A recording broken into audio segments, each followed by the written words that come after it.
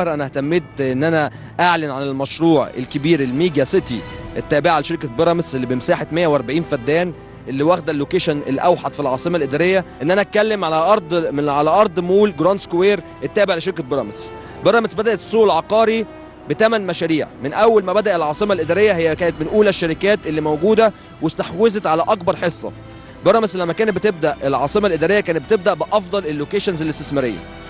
العميل في العاصمه الاداريه بيكون ما عندوش مشكله ابدا في المقدم، ولكن في عملاء مغتربه، في عملاء قاعدين بره القاهره بيكون عندهم مشكله في حاجتين. المشكله الاولى هي الاقساط اللي عليه، المشكله الثانيه هو انا هشغل حاجتي امتى، هو انا حاجتي امتى هتتاجر.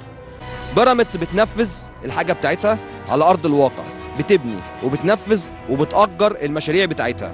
ده أول مشروع في العاصمة الإدارية وأول مول تجاري هيتم تشغيله مع افتتاح العاصمة الإدارية.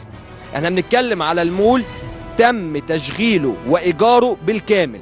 فلما كنا بنقول للعميل فوضنا كشركة بيراميدز ان احنا اللي نكون مفوضين بتشغيل المحلات التجارية بتاعتك، احنا وعدنا ودلوقتي وفينا بالوعد.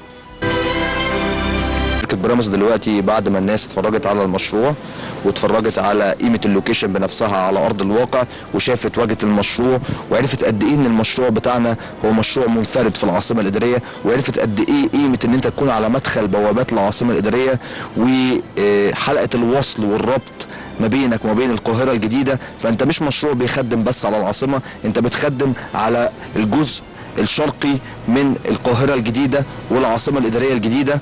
استمارات إبداء رغبة الشراء دلوقتي بنستقبلها من جوه الشركة.